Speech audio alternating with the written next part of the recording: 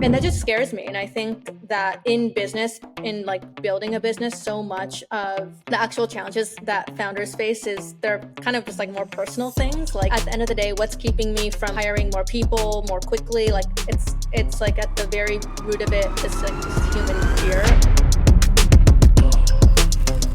1 year after my first episode of Opening the Books with Nasrin Jafari, almost to the day, we are back. I've got Nasrin back on the show to talk about what has happened in her business since that initial coaching call that I recorded and passed along to you. The link to that is in the show notes. Go check it out if you have not watched or listened to that episode. You will learn a lot from that, and you will get a lot of context for this conversation. Nasrin is back, and we're talking about how her business has grown in the last year, the highs, the lows, the challenges, everything in between. If you are trying to grow a business in the early mid seven figures, which is where Nasrin's business is, you should listen to this. You will learn a lot. Let's dive in. Hello, Nasrin. How are you? Hey, Andrew. How are you? I'm good. I'm great. This is a funny thing to do because often when I do podcast intros with people, I say, hello, how are you? And we maybe chatted for a moment before we stopped. But in your case, we chat all the time. It's not, I already know how you're doing because we talk about it daily, what's going on with you, with the business, all that kind of stuff. Because you and I have been working together for almost a year now. We didn't start working together right away after recording Opening the Books, but pretty close. And so we've been hammering away. It's only been 6 months. At your business for a little while. Is that true? Yeah. Okay, never mind. So I was wrong. All right. But yeah, we've been working together after doing that Opening the Books episode. Tell people who you are and tell people what your business is so they have some context for this conversation. Yeah, sure. So hi, I'm Nasrin Jafari. I'm the founder and designer of Mixed. We are an apparel printwear brand, fashion brand, completely bootstrapped, launched in 2021. Now we're looking at a mid seven-figure business. And yeah, based in Brooklyn. Awesome. And yeah, okay, yeah, based in Brooklyn. That's great. We've been at it for a little while. In that Opening the Books episode, I mean, we were talking about, you actually were the one who pointed out before we started talking about sort of how it had been a year since we had talked. You noticed that it had been, at the time of recording this, it was a year ago yesterday that we recorded that episode. And the little comment you made to me that I'm curious to hear you unpack is that you're in a very different headspace now than you were then. And so what did you mean by that? Yeah, I mean, so last year when we got on the podcast, it was kind of when the ad account had just started to take off. I was still doing ASC campaigns, not much visibility in terms of the like unit economics of my, I mean, I had some visibility, but I think the big thing was that like everything was on pre-order at that time. And so I wasn't dealing with returns in a consistent flow. And so I kind of got hit with a big returns bit about a month after we recorded.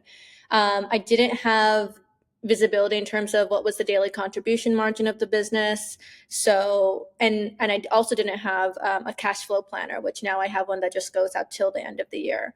Thank you to Bill for that. So yeah, I think everything was happening for the first time. So it was really exciting, but I had no context. I'd never seen that before, not much visibility in my business to really be able to harness everything that was taking off. And so I think now I've been around the block.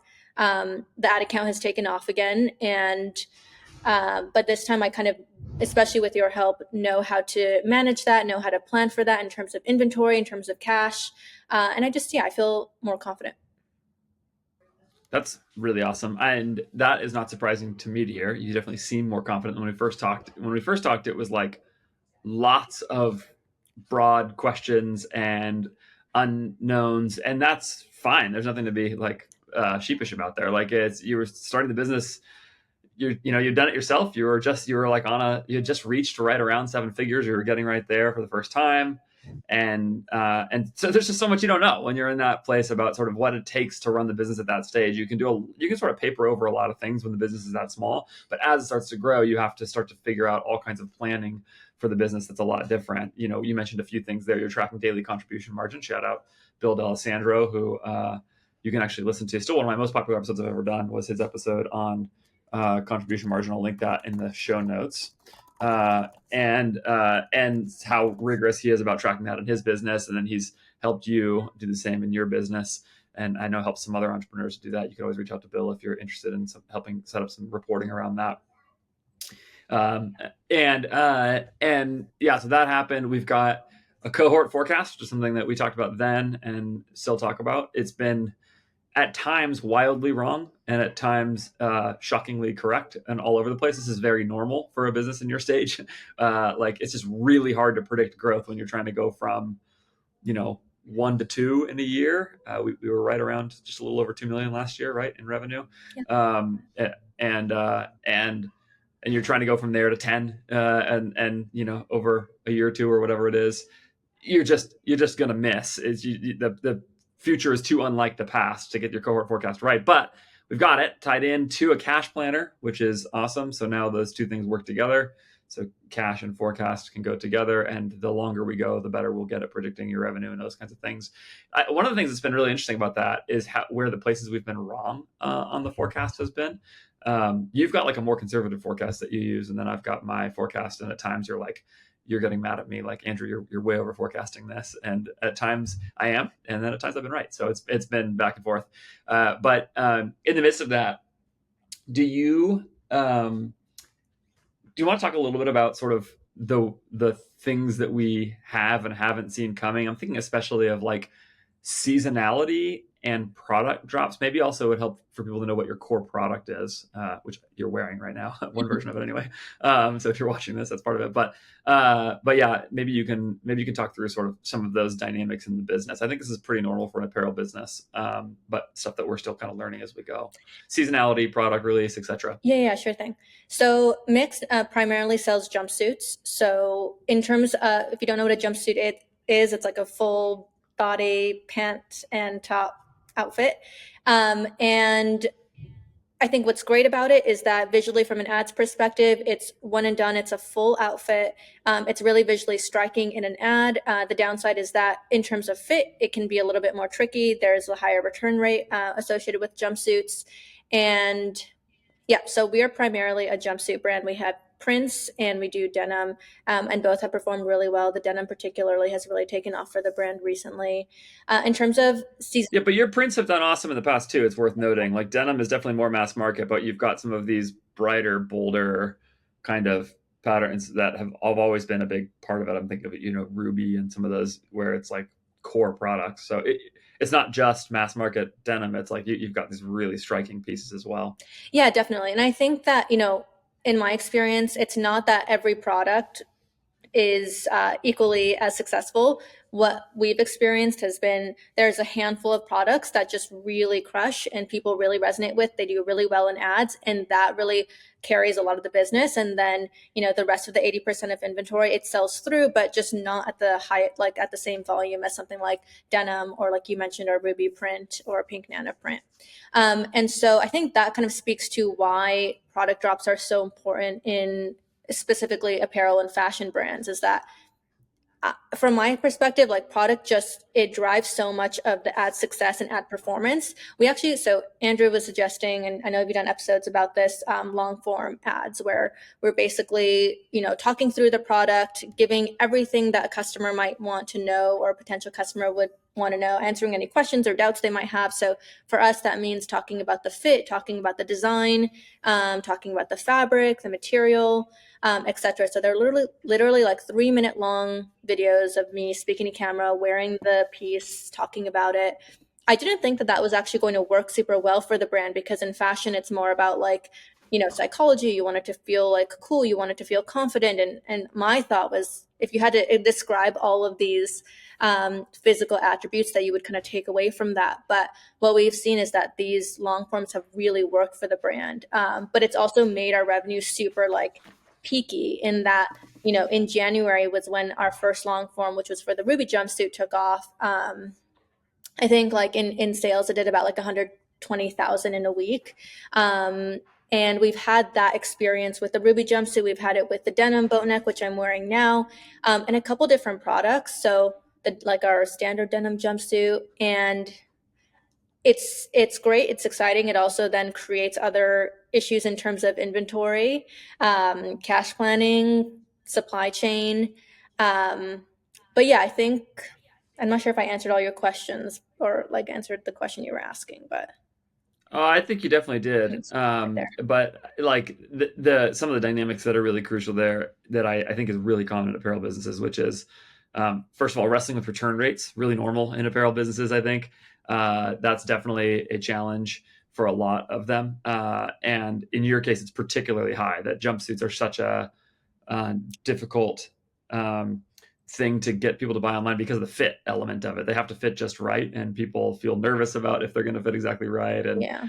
I think people feel even a little like customers in my experience, and here I'm leaning heavily on what my wife says about buying jumpsuits, is that just like there's almost a little nervousness Yeah. about like, do I look silly or something in this? And if it doesn't fit exactly right, then whatever. So that's like a really common challenge in apparel businesses. And I think the other thing there that's interesting is the element where each product is sort of its own bet that you make, and some products are going to even if it's cut exactly the same, the design changes the outcome of the product significantly, the pattern, the material, etc.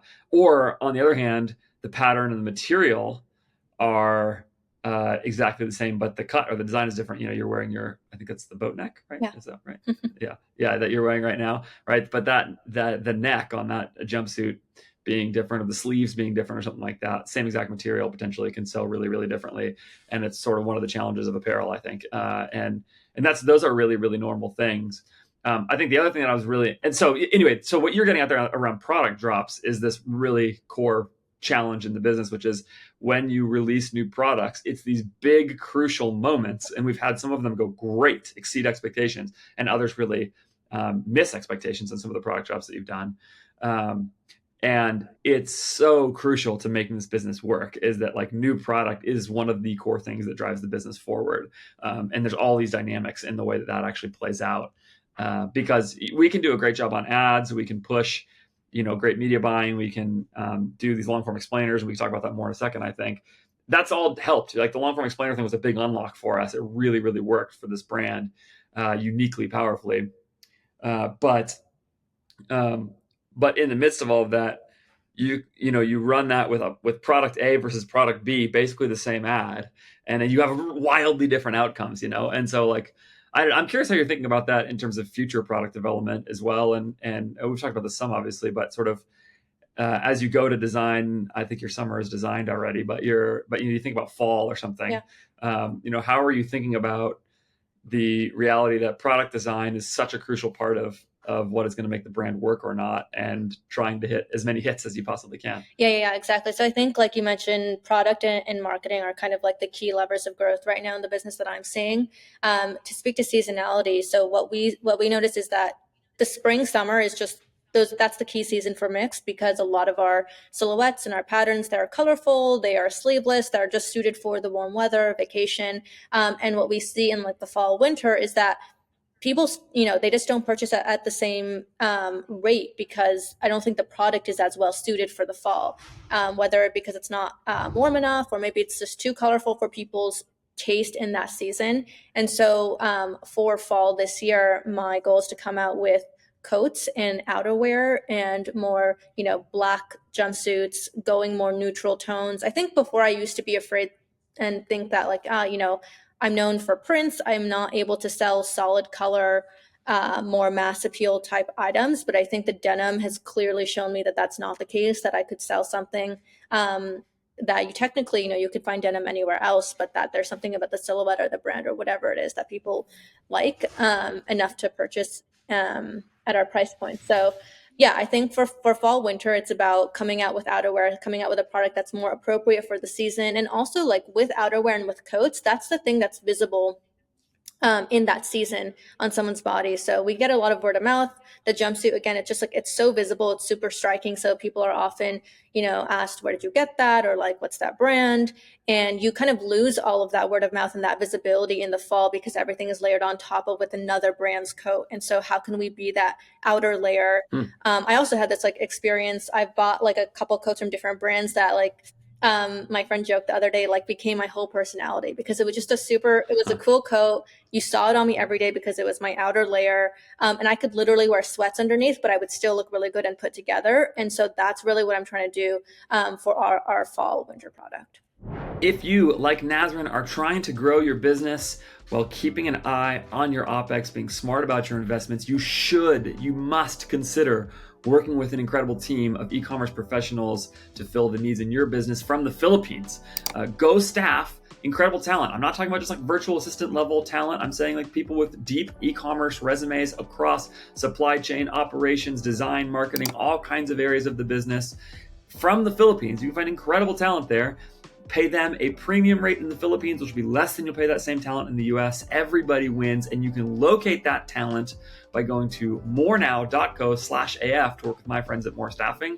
My entire design and production team is built off of a team that was staffed by More Staffing. It's up to 5 folks for my business, and they're great. I love them. I love working with them. They do a great job. It has been a very smooth and easy process finding, attracting, recruiting that talent, and they've been a key part of my team along the way. I just don't know why, if you're running an e-commerce business at this point and you are already a remote team, you would not consider finding incredible talent from the Philippines. So go do that by going to morenow.co/AF, morenow.co/AF. The link's in the show notes, and get connected to my friends at More Staffing today. So much of this game, we could talk a lot about contribution margin. We could talk a lot about cash forecasting. We could talk a lot about Bidcaps and CBOs and broad targeting and all the things that I talk about a lot. I think it all matters. But when I think about the story of Mixed right now, I think there's like these 2 parallel tracks, which is getting the sort of like operational excellence required at this stage of business going. I think we've checked a lot of those boxes, to be honest with you. Like it feels like we talk a lot less about that stuff these days, and a lot more about like, okay, like the reporting is set and all this. On the other hand, there's this parallel track, which is like the product and the brand. And now like the game for us to keep growing here is every product release, at some point, every sale. There's somewhere there's a third thing in there, which is the supply chain as you scale that, which is definitely a major area of focus right now. But I think the way you're talking about that is so interesting. This idea of like, if we can get coats, it can be outerwear that can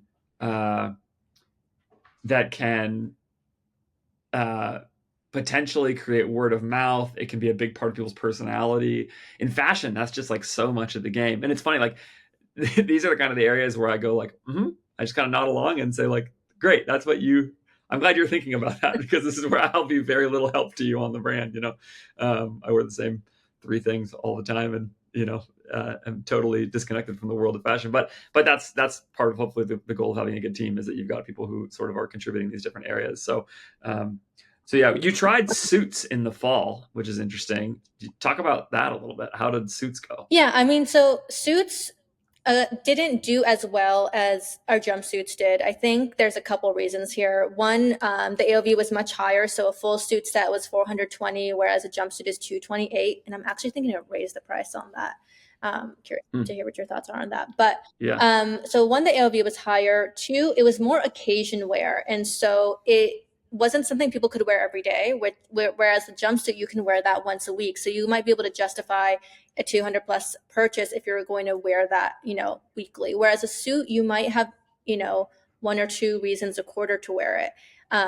So I think the occasion aspect of it, and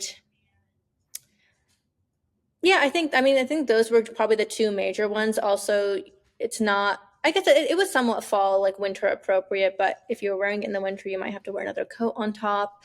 So what I do think the suits did well, though, is I think it positioned us with a more like celebrity influencer, like performer kind of audience, where we had a lot. And we've seen that, right? Yeah, like significant celebrities posting for free. Yeah, because they love the suits, they love the pieces. And oftentimes when I'm doing, let's say, a profile shoot or a spotlight with a more well-known creator or celebrity, the thing that they'll ask to be shot in is the suit. So I think, Rachel, who has been advising me a bit recently, has had me started to think about customer personas and how is the product assortment that we're creating at Mixed catering to different personas. So there are some people who want that everyday statement wear, and they're a larger, maybe as of now, a larger percentage of the customer base. And then there's also the people who love the denim, who are a little bit more like utilitarian. There's the people who want the occasion wear. So like, how do we create product that caters to this like the full range of the customer base.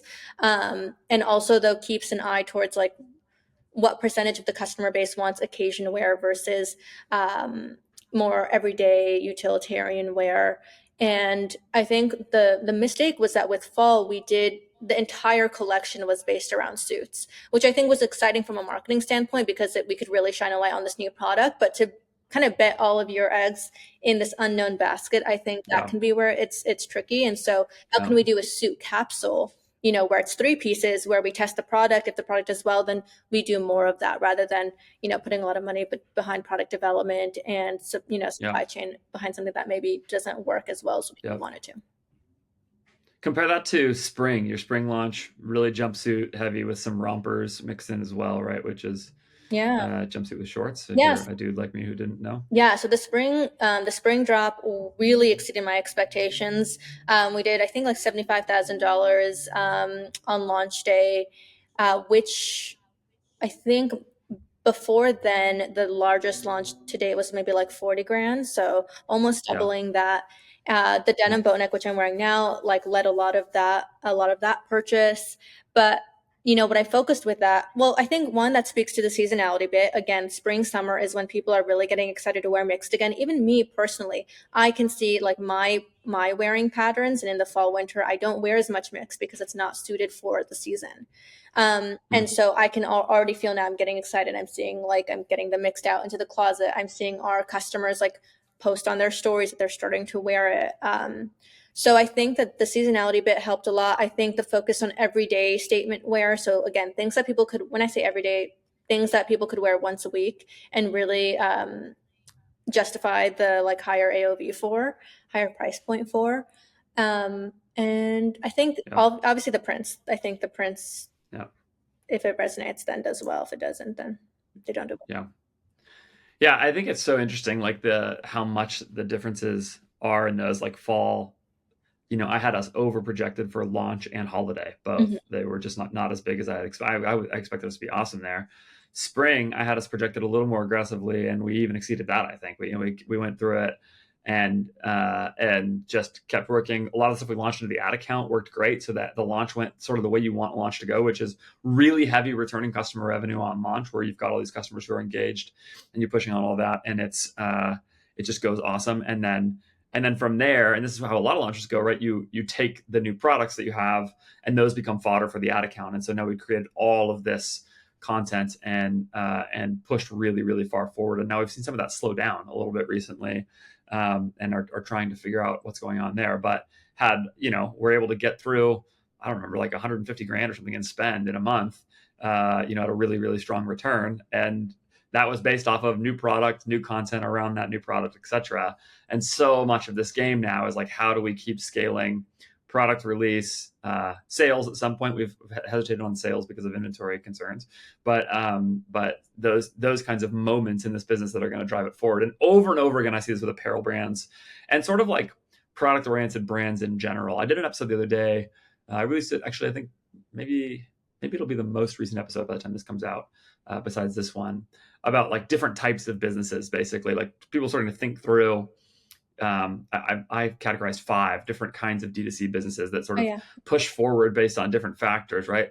And apparel, and there are other categories like this where it's like pretty good margin, but not incredible. Pretty good LTV, but not incredible. And the way you push the business forward is product release. Is moments. Is the marketing calendar. The marketing calendar is the way you do it. And so this game becomes, as you start scaling up your team, like you spend less time doing things that other people can do, right? Like I can't design products, but we can run the ad account, we can push on this, and you do the things that only you can do, which is, in your case, product design and planning. And then also you make a ton of content as the founder of the brand, with Mixed by Nasrin right there in the name. You are Nasrin. You are on the camera. You're showing you're really comfortable on camera. You do a great job. And so you scale up those kinds of things. And that's stuff that I can't do for you. That's stuff that, we can work with some creators and all that. And we're efforting that now, to try to expand out so you don't have to make all the content. But that's the kind of stuff that you do. And I think this is really normal in businesses in this stage, early mid 7 figures, somewhere in there, which is about where we are, right? Mid 7 figures. We're going to for sure more than double again this year. Like it's going to be a good year forward. So much of the game is like, how do you expand? How do you begin to take some things off your plate without creating too much OpEx and putting yourself into a point where there's just like it just becomes too expensive to have a whole team that you're putting all this time into. I know that's something you've wrestled with a bunch, is sort of thinking about your OpEx and when do you invest in adding to your team versus when do you stay more conservative. And even we've talked recently, I know your mind is shifting on this kind of point a little bit as well. Talk about how you're thinking about OpEx, how you've thought about it so far. You've done an incredible job of like really hunting down costs that are unnecessary in the business so far, which is has probably saved your business at points, right? Being so careful about that. So talk about that journey and how you're thinking about that.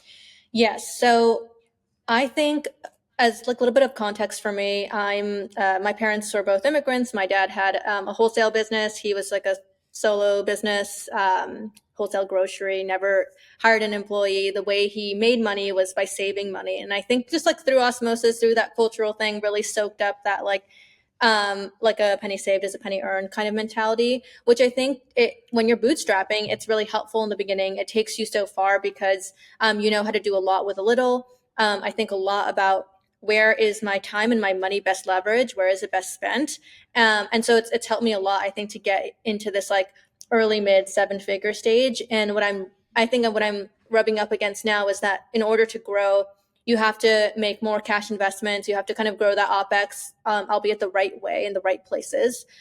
And that just scares me. And I think that in business, in like building a business, so much of the actual challenges that founders face is they're kind of just like more personal things. Like at the root, at the end of the day, what's keeping me from like hiring more people more quickly? Like it's like at the very root of it, this like just human fear. I made some like hiring decisions last year that weren't the right hiring decisions, that caused just a lot of heartache. Had to do layoffs, which really sucked.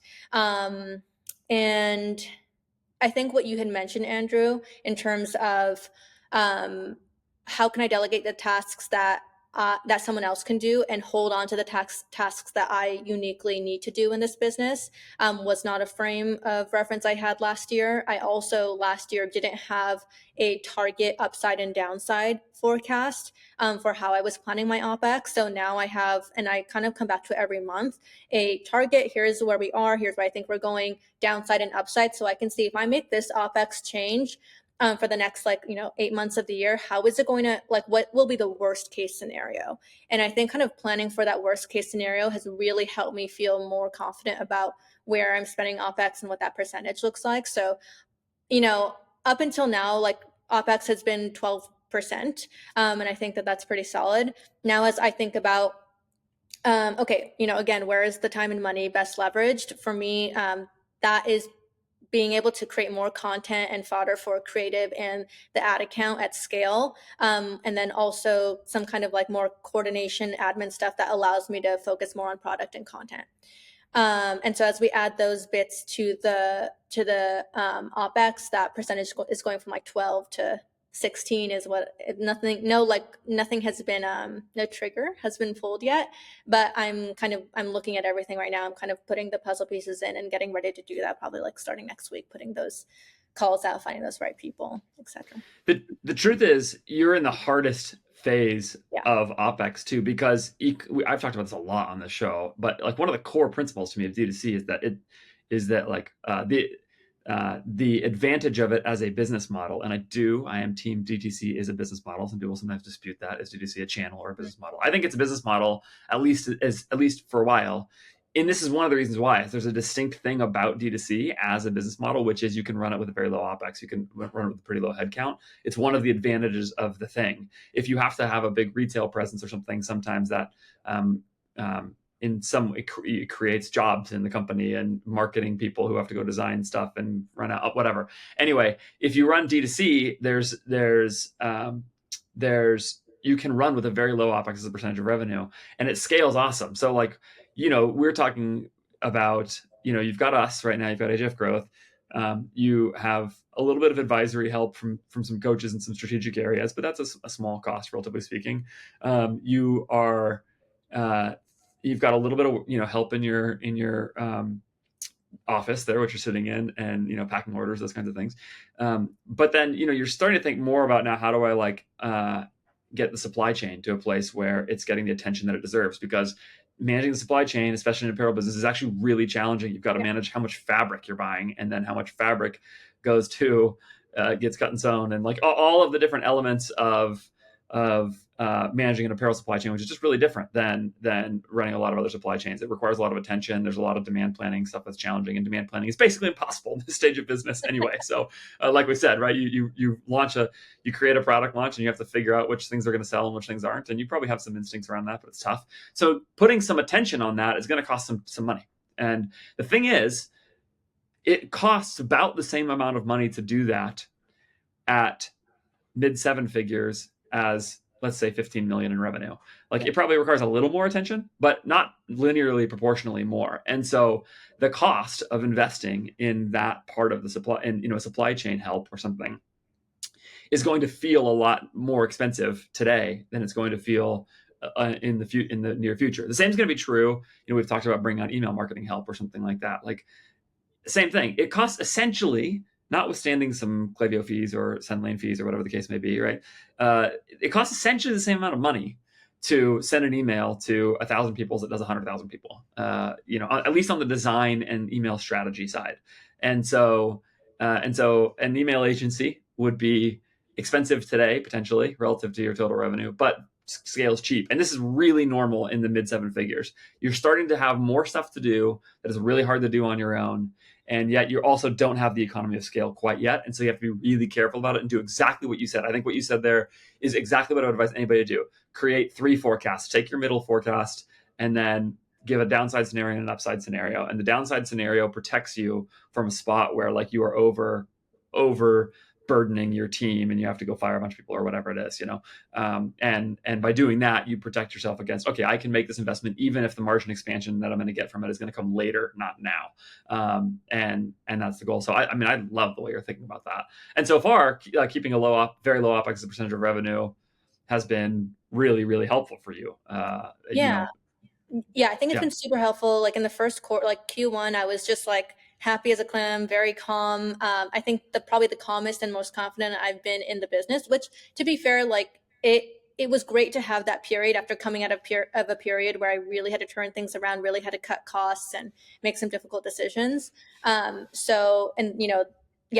was it was great.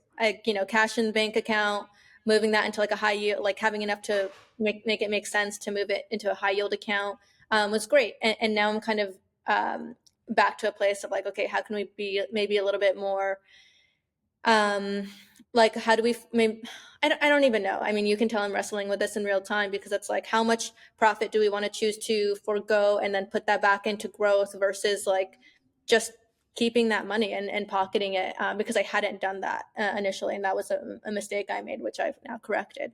But yeah. Okay, let's do a little bit of tactical stuff. You mentioned the long form explainer. I remember on our opening the books, we talked about planning contribution margin. We talked about thinking about unit economics, which is core to the contribution margin plan. We talked about getting a cohort forecast and cash forecast in place. Check. You've done all those things. To your credit, I have coaching calls sometimes with people, and I tell them what I think they should do, and they go, thanks, and then they never do it. And so you have been so awesome about getting those things in place, certainly with some help, but that's how it goes, right? Everybody needs help on stuff like that. And so you've done all these things to set up the core of the business. And then we also talked about product releases and sales. I remember in that episode we talked about that cycle in the marketing calendar there. Check again. We've got a marketing calendar that we're planning out, being fluid with it relative to inventory and some of those things, but that's also normal. And then we talked about in that episode, the meta ads account and what we can do to push that forward. You had done very well on your own. You were getting a 3 or 4 to 1 at the time we were talking. You were right in the peak season. But we have moved to a setup that I suggest to a lot of people. I think you were skeptical of both the setup and the creative at first. Now I'm on Team Bidcaps. I cannot believe it. Yeah, you're not the first to be skeptical and also with the long form explainer. So yeah, I mean, I don't know if you want to talk about our setup a little bit and what your concern was and some of those things, but just because I think there's people who listen to this and watch us and want the really tactical input. Yeah. How have we scaled? Maybe you want to talk through how we've scaled our spend, especially when it's been successful, and it hasn't always worked perfectly or anything like that. Yeah. But yeah, Yeah, so I'll say my perspective, and you can add in whatever tactical points I sure, miss. So, yeah, when we had done opening up the books, our first episode last year, I was running everything on ASC. And like you said, I was getting 3, 4 to 1.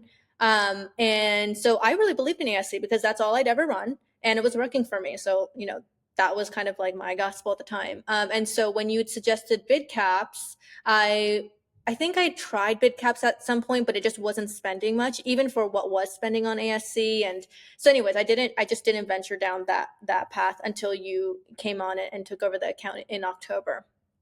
And my perspective now on Bidcaps is that, like it's not a bug, it's the future in terms of like whether it spends on an ad or not. Doesn't It's not, if it's not spending, it's probably because the creative isn't good enough or the algorithm doesn't think that it's going to get the kind of return and result you want.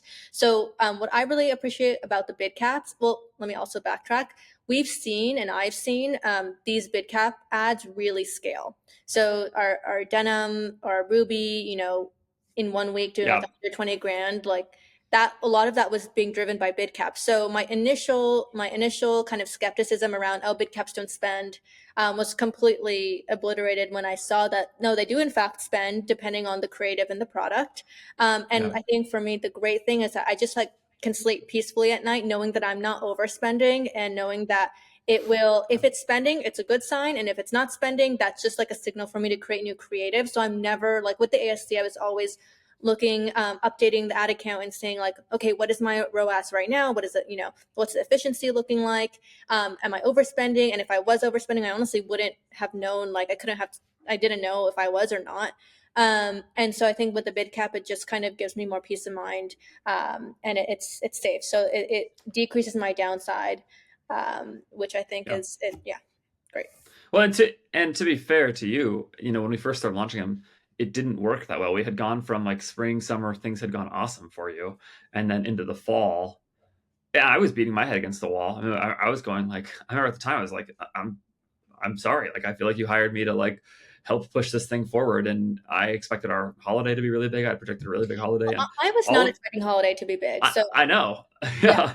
Yeah. Go ahead. Sorry. Go ahead. What were you gonna say? No, no, no. I just think, I mean, that is like the initial onboarding. You came on during the fall, which is like our lower season, and so I think the expectation it was misaligned because you were walking into a brand where you had certain expectations, but the reality was something else. It was also still such a new, and it still is such a new brand that it's hard to say like what's going to do well in what season. There was no historical data at the time. This is really the only like second year at, if you might want to call this scale. So, what I do really appreciate that I want to say is that, in those early months, I was kind of like, is it worth it to like spend this money? And I think you were just so, you sent me an email saying like, I just want us to win together. And so like, here's what we can do. And that just gave me the confidence to feel like, all right, like, yeah, you're not just trying to like make a buck off of me. You Yeah. clearly have a lot of different clients you can work with. And I was really honored that you chose, Yeah. to work with me at the size I was, Yeah. at the time. And, but yeah, that more so you wanted to win together, and that really Yeah. paid off, spring, summer. And I think again, seasonality speaks Yeah. to that. Product speaks to Yeah. that. We. I mean, there just was a world where you know percentage of spend deals. Everybody's always nervous that just like you're just going to run up the bill or something like that because you've got a percentage of spend and all that. But this is constantly something I say is like I actually think percentage of spend works great for Yeah, us the to work bid together cap, in the right? phase that we're at. Yeah. It allowed me to invest at an earlier stage in a business than I otherwise would.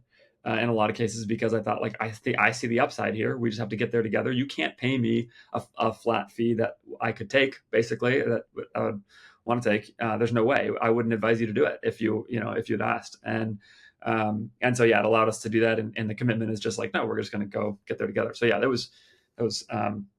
I'm glad that it worked out. I'm glad you didn't fire me. So the yeah, but So yeah, to your point though, I had expected it to be better, and I was beating my head against the wall, and it was just a classic case of I was kind of doubting, like, gosh, is the bid cap thing not working here? Do I need to push on it? When you were running all ASC, et cetera, and just to be clear, like I don't have a problem running ASC campaigns. We do have one now, right? Yeah, you're the only account I have with one very small amount. And it's partly a returning customer revenue strategy for us. There's no existing customer cap on it. It's probably not worth totally diving into. It's a very small part of our spend, but the ASC is a great tool in one respect, which is that it forces you into what I think are a lot of best practices. It's broad targeting. It puts a bunch of creative into one place, which allows the machine learning to increase and decrease spend at its per ad, instead of running ABO, like, you control the amount of money going to each ad set, etc. Right. And so in that respect, it gets you really far. And you were doing these like lifetime budgets a month at a time or something. You just sort of set a spend. And I actually think that worked pretty well in its own way, because it would allow Meta to ride up and down with available volume over the course of a month instead of forcing it to spend a certain amount per day.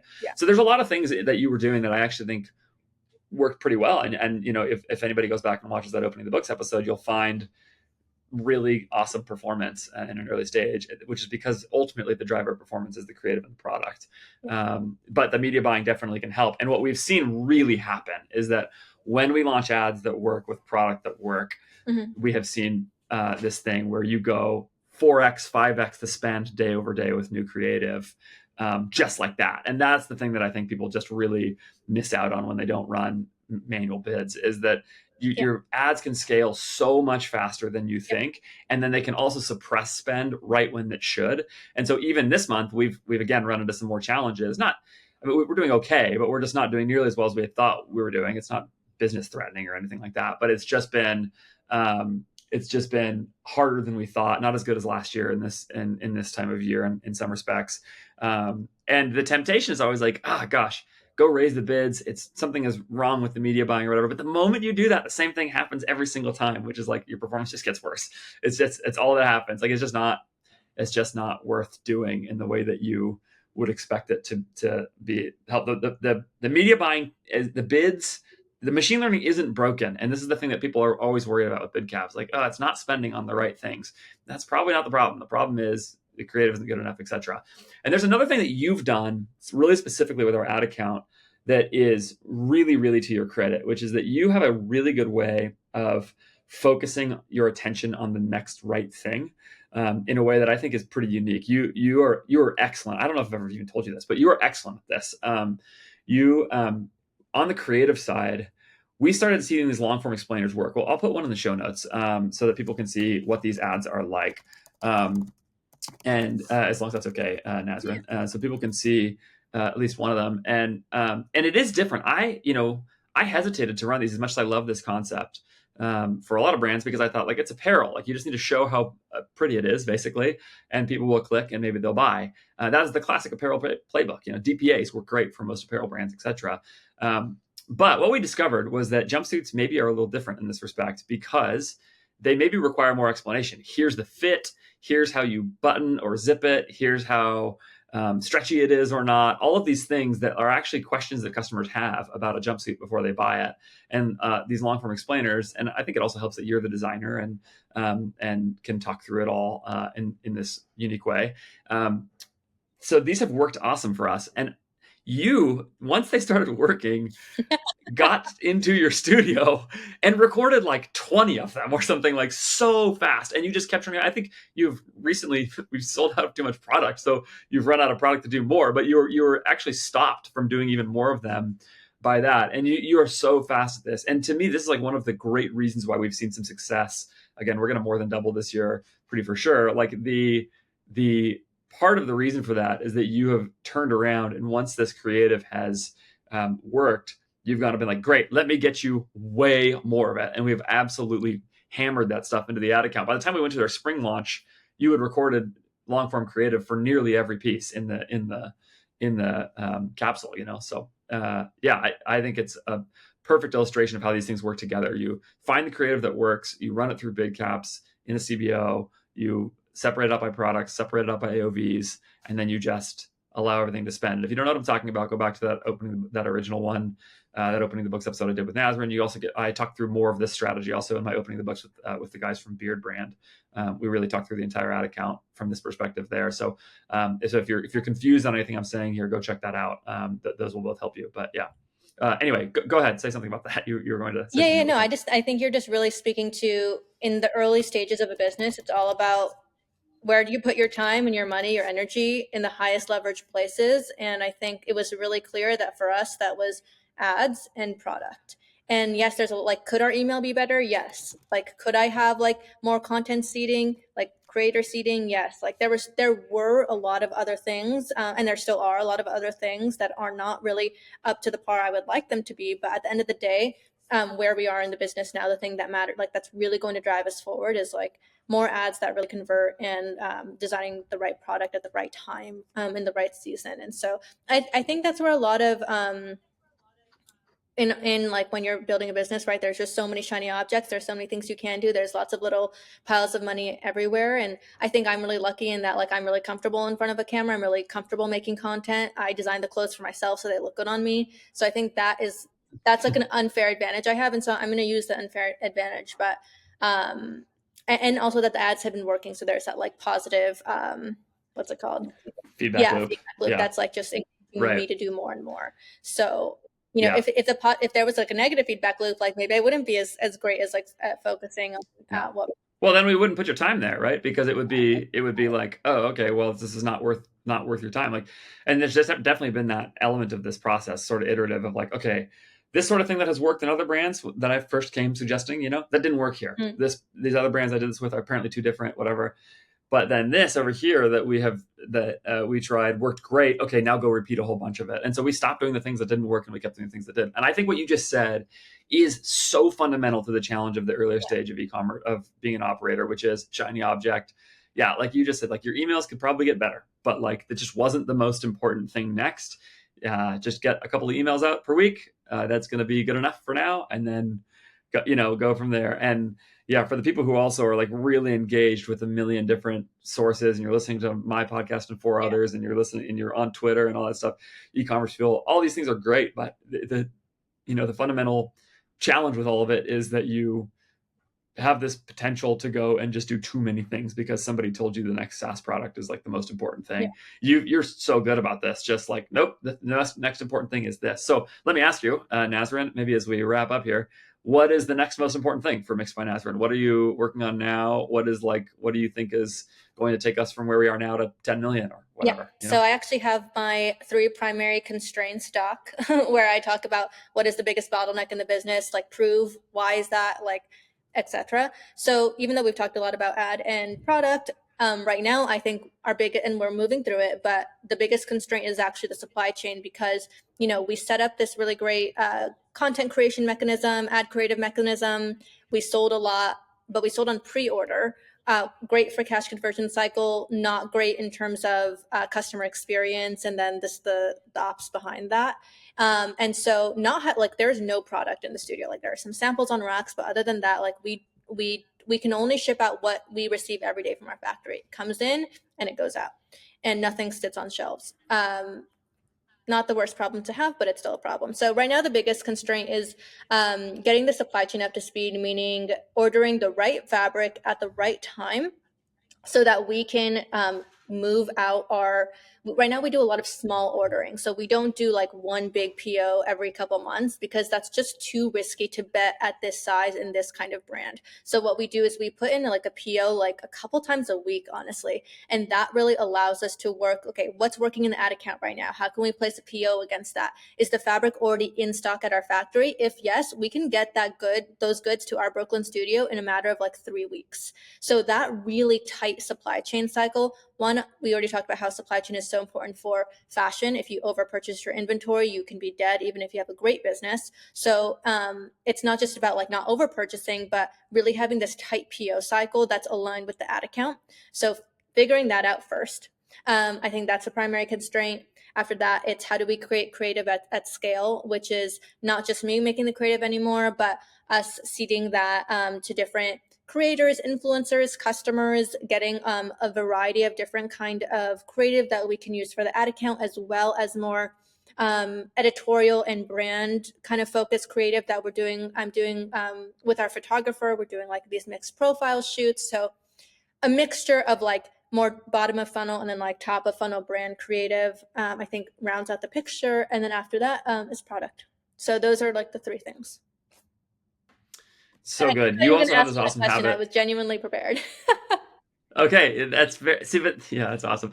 You also have this awesome habit of like that. The fact that you have a doc with those three things is so not surprising to me, even though I didn't know that, because you do something also that is awesome, which is like every time we've done a sale or a product release, you like the the within 24 hours of the end of the sale, you or of the product release, you've got a little deck put together that's just like what products move the most, what creative is taking off in the ad account the most, what products move the least, what could we have done better, what did we do great, and taking the time to think through and document these things is going to help you.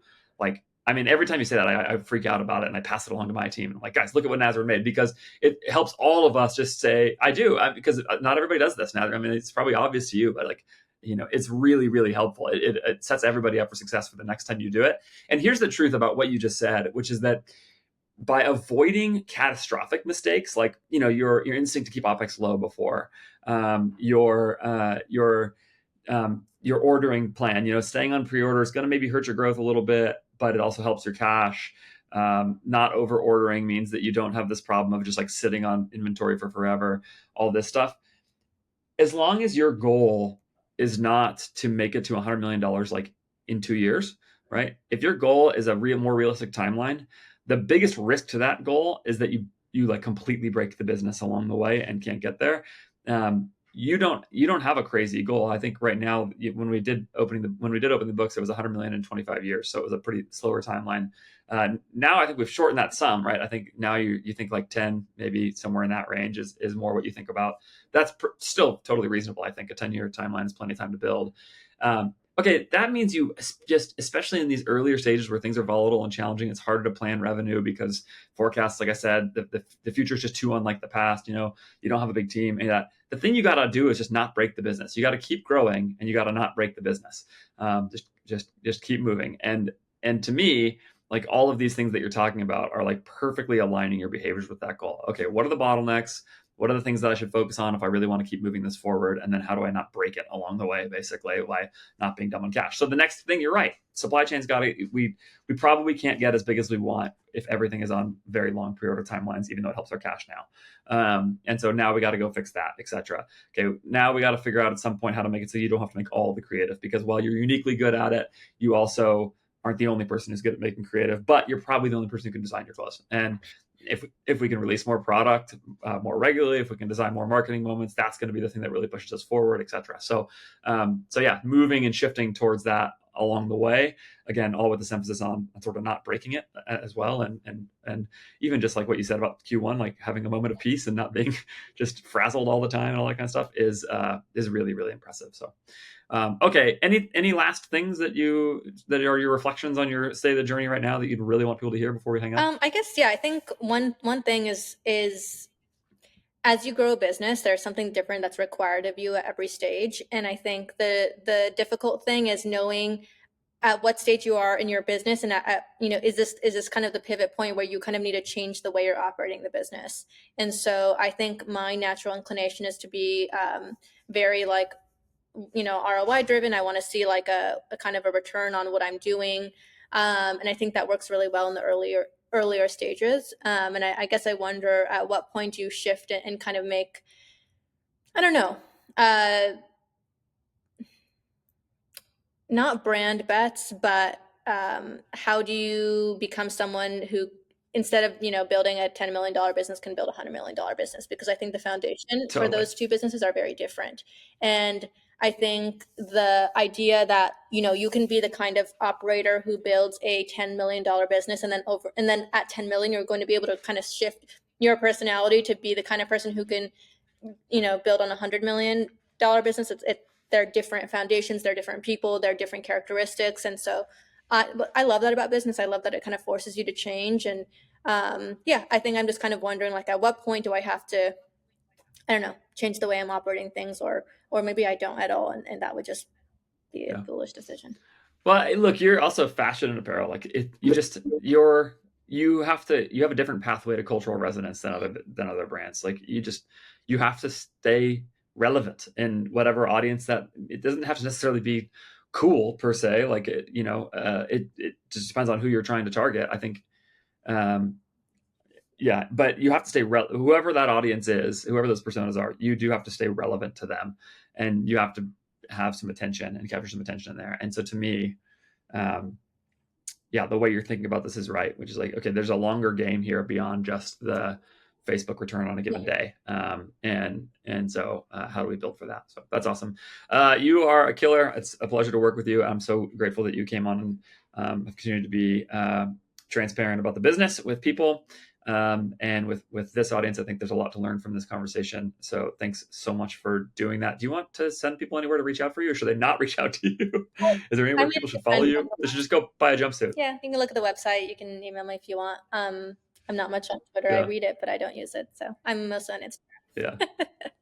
Okay. Awesome. Yeah. We'll go to mixedbynasrin.com. Go check out the products there, and you can see what Nasrin is building. It's really, really cool. Thanks, Nasrin. Appreciate it. Thank you. Thanks as always for watching and for listening to this episode of the show. Make sure that you subscribe wherever you're doing that, wherever you're watching, wherever you're listening. And you can reach out to me if you're interested at podcast@ajfgrowth.com, or reach out to me on Twitter as well at Andrew J. Faris, and see everything I'm doing at ajfgrowth.com. That's the place to follow up with me or reach out to see if you would like to work with AJF Growth in some capacity as well. And as always, I so appreciate my sponsors at More Staffing. My friends there are great. Virtual assistants can be helpful. Virtual professionals can change your business. Go to morenow.co/AF to get connected to them and add incredible talent from the Philippines to your e-commerce business as well. Thanks so much. I'll see you next time.